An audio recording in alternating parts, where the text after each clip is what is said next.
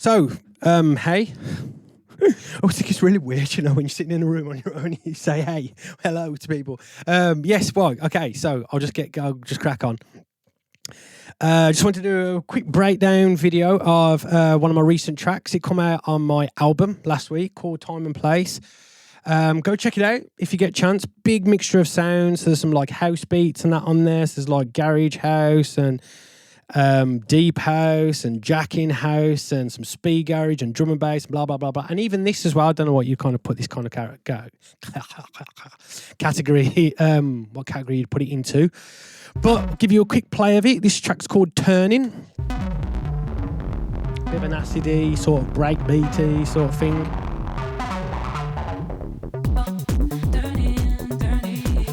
Yeah. And I just wanted to give a quick breakdown of the track, and that, I mean, mainly one of the things I did want to show is just how underproduced the track is, you know, if that's even a term, but I think you'll get what I mean. As you can see here, there's like 1, 2, 3, 4, 5, 6, 7, 8 channels. Ignore that record and ignore that record there, because that was something I had to do to just make all this happen. It took me hours, man. Me and ChatGPT going back and forward. Anyway, we got there. That's the main thing. Yes, so the drums. Let's just start off.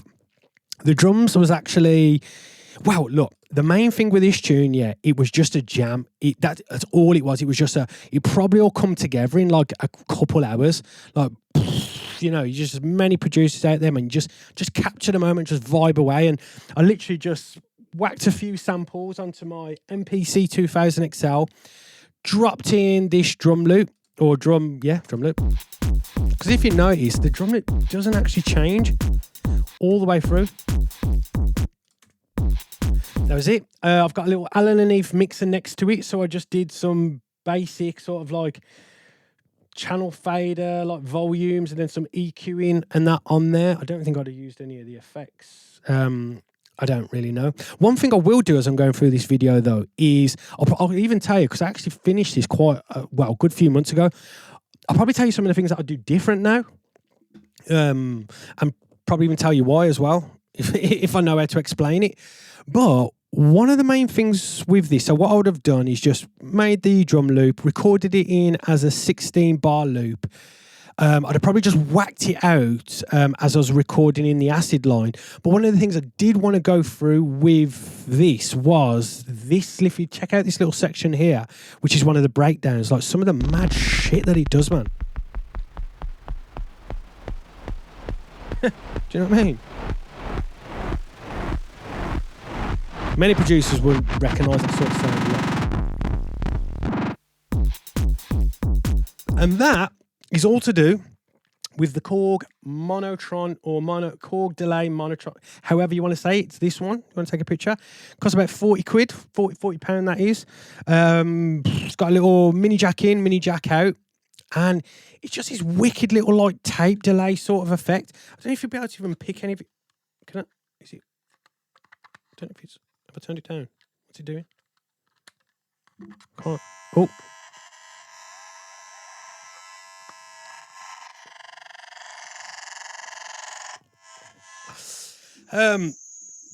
There you go.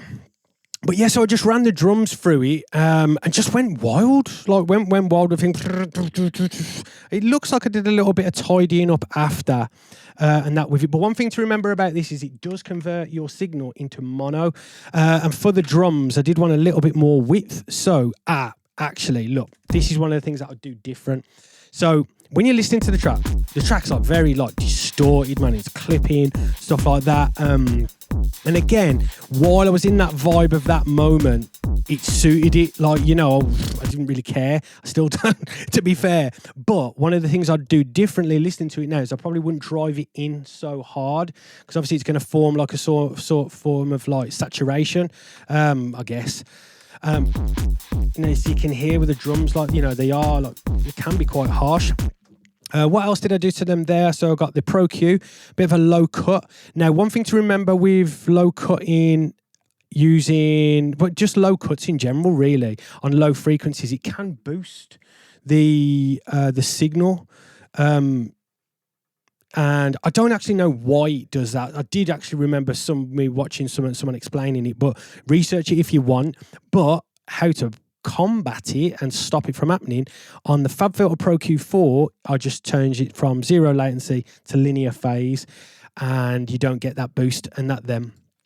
But to be honest, now I probably wouldn't even use the Pro Q for a low cut. One thing I do like to use is the SSL channel. Is it going to show? Here we go. Yes, I like to use this because different tools, different brands, different makes, different things are all going to have like their own sort of character, and that's the kind of thing that I'd go with now using that. Let's just turn that off now. But then, yes, a little bit of dip there at like around 500 hertz. If we take that off and we listen to it, yeah, it's pretty harsh, isn't it?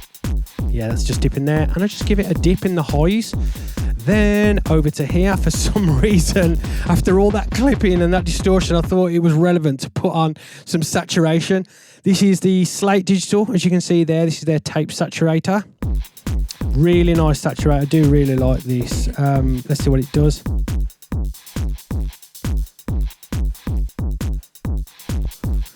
Making it sound a little bit fatter, isn't it, really? It's just filling out the bottom end.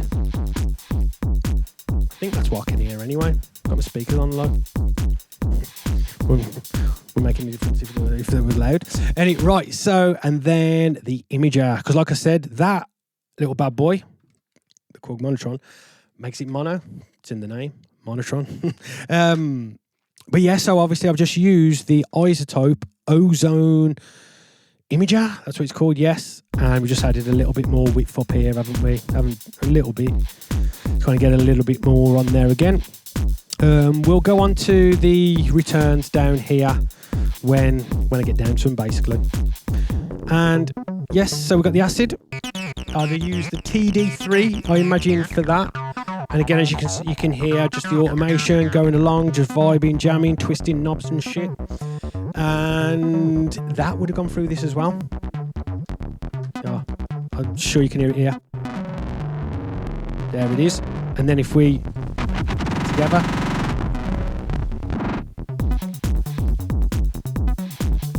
Yes, that's going on. What have we got on the acid? We've got the Pro Q4 again, bit of a low cut, linear phase, and a little bit of some dynamic EQing going on there. I'd have probably done more, but then I just noticed that the old Soothe was on it. Now, the Soothe, if you don't know about the Soothe 2 is badass. It just gets rid of loads of resonant frequencies. You've got some amazing presets as well. You've got, you do find a lot with some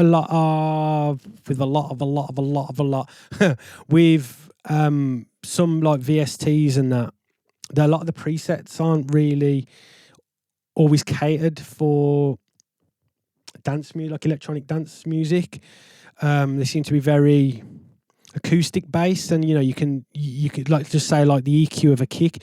If you was using like the SSL EQ, and you said a kick, I have experience where it's like boosted so much stuff, and it's like sounded horrendous, and you're like, whoa. But then context is everything. And if that was what the fuck is that? It's all right. Something's just appeared on my screen. I don't know what it is. I'll probably edit that out later.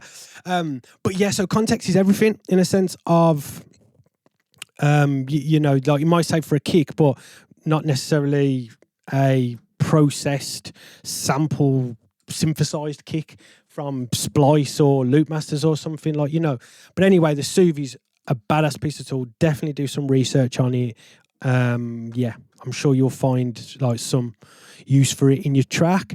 We got the LA2A over here from UAD, and this is I'm not even using this for compression, really. I mean, you can see the difference in the volume and that, but to be fair, that would have come more from the automation.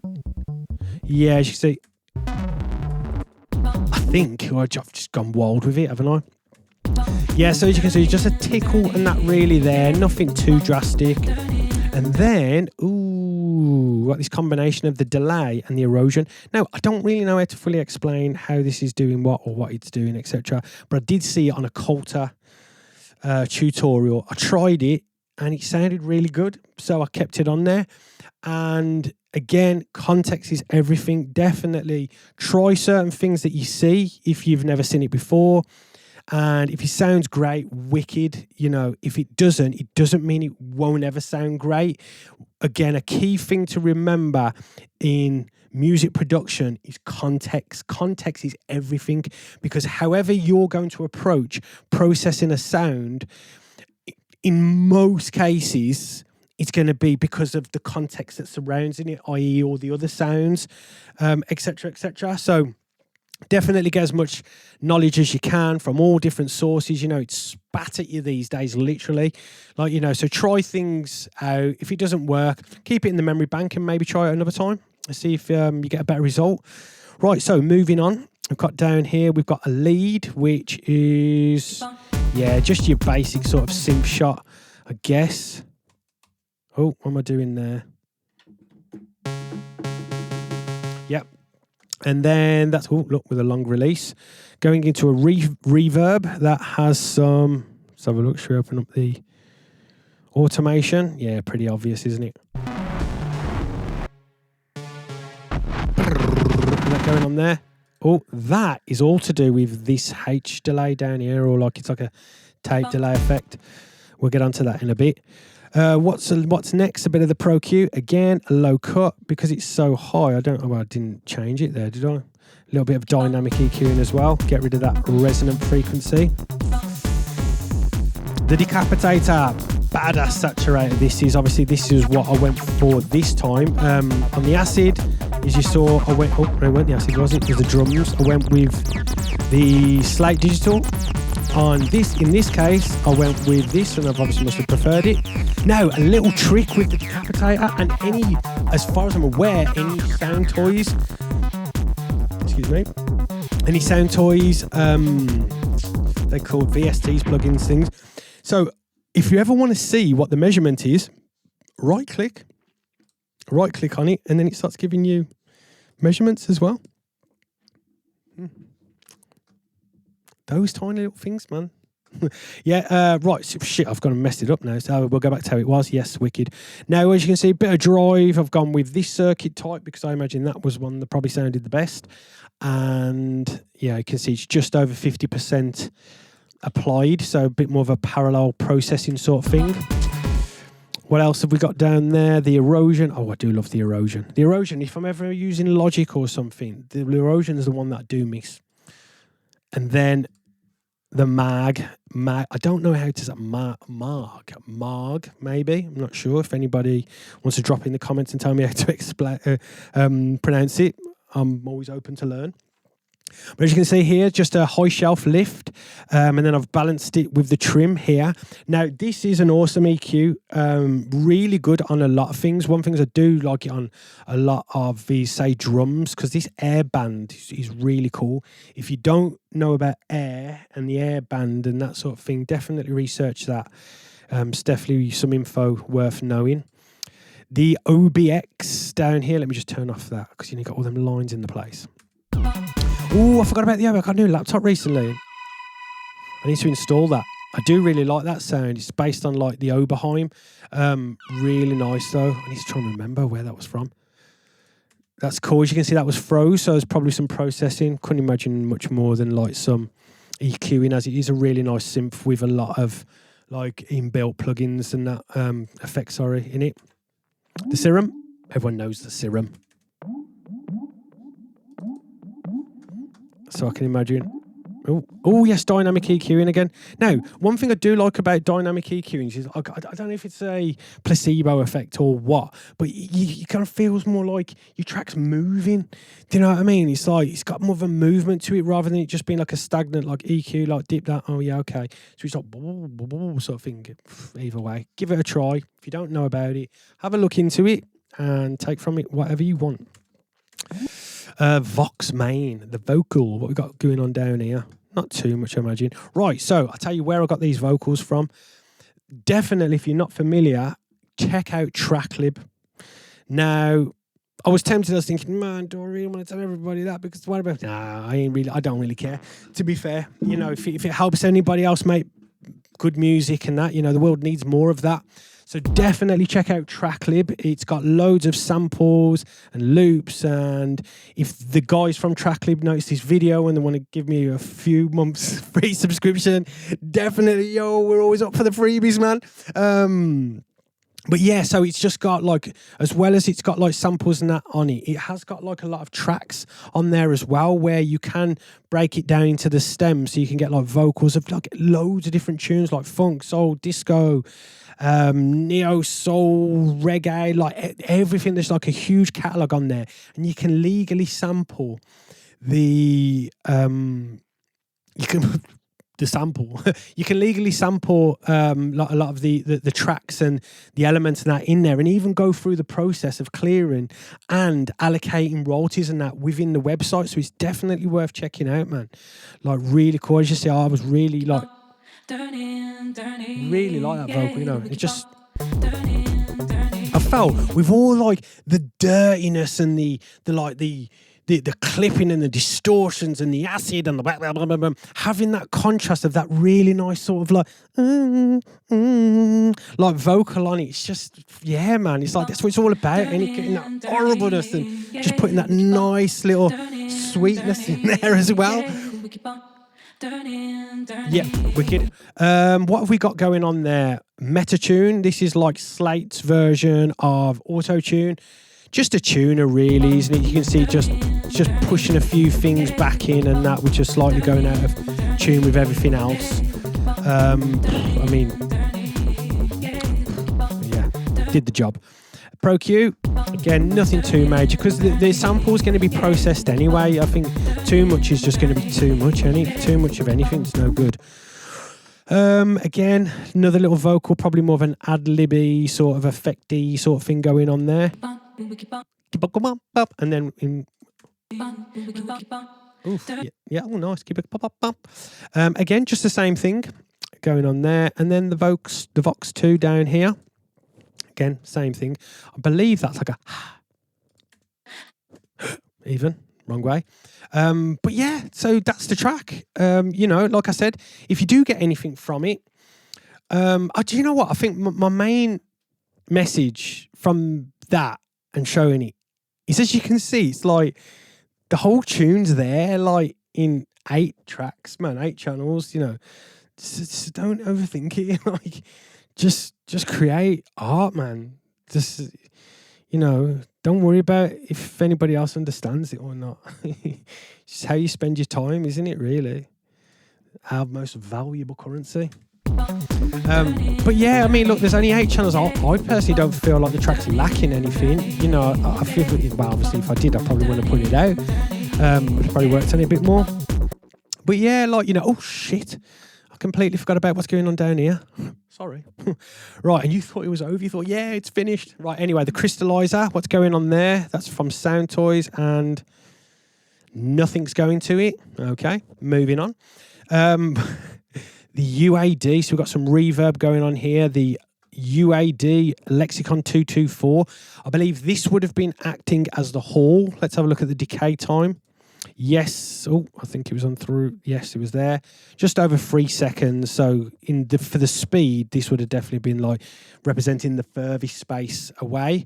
And obviously that's then teamed up with the soft tube. So we've got a much lower reverb time. To be honest, I'd probably have that a lot less now. But the main thing from it is the EQing before the reverb. Now, again, just try things, man. Experiment, try different things, see how you get on.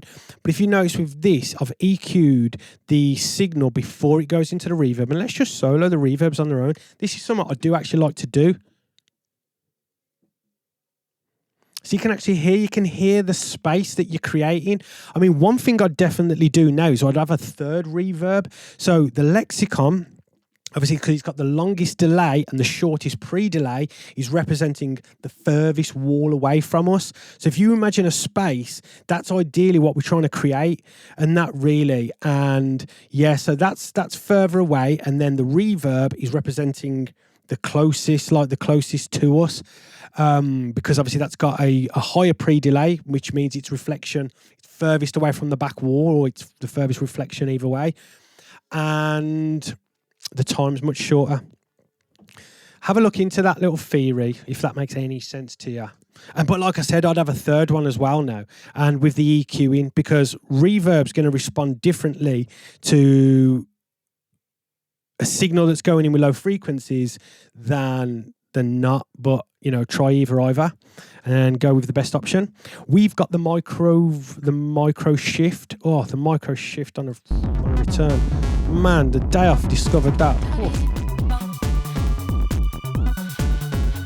That difference. Just brings it up, man. And we haven't really got much elements in that in this track as well. So other things, yeah. The micro shift, that's by. Don't worry about the actual, say, preset or the way I've obviously adjusted it.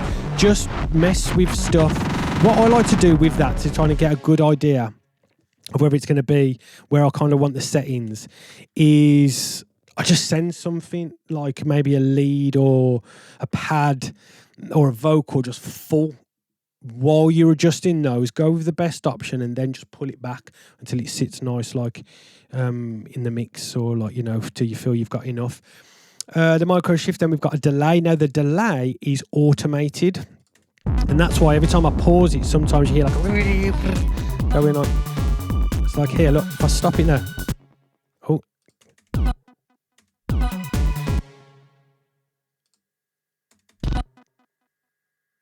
Here, building up. And if I jump here, really good on build-ups and that, like, cause you can really get the timing. So definitely change, mess with the parameters, the time and the feedback ones. You get that sort of thing. And because again, that was a delay. Well, it is a delay. Yes, but that's yes, yeah. So I liked it. It was good. The Vox Widen, this is a Sonox, just basically does what it says on the tin. Sonox stuff's really cool. Really, oh gosh, I'm going to show you the Oxford limiter, Sony Oxford limiter in a minute. Some parallel compression. Let's have a listen to it. See, everything's actually going to it at the moment, but I'd probably only send the drums to it. Again, just try stuff. I mean, obviously at the time I was happy. Oops, wrong one. That's the limiter. Got ahead of myself. Yes, so look, it's just squashing shit out of it, basically. I'd probably pull that back a bit now.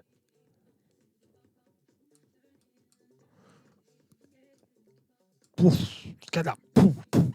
Check out the settings. This is the native SSL one, as you can see there. But any SSL, I mean, look, try. People that use a lot of FET style type of compressors and that on as a parallel, but just try it, man. I just really like the result of the SSL for it. So I'll just keep that one until it doesn't work. Turn it down. Obviously, you don't really need it too loud. And yes, so what I'd have done, this would have obviously been the pre-master, so there wouldn't really been of anything on the master apart from the Oxford limiter. I just love this thing. Watch this.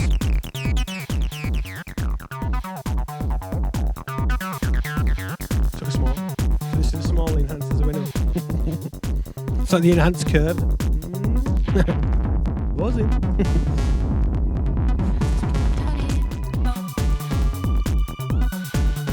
Rolling. Yeah, that's fine. Okay, enhanced curve. Yeah, check that out. You see the difference? I don't even know what it does. I haven't even researched it because I don't care, to be honest. It doesn't matter. Just listen to it. Yeah, and I believe that's pretty much all of it. So thanks for your time.